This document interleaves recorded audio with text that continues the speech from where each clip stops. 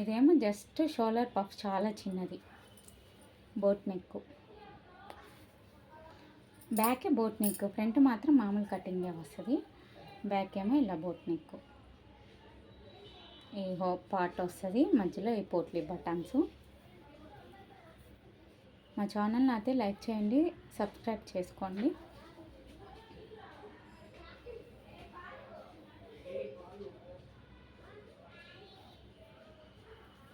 Front ఏమో మామూలు cutting, shape cutting.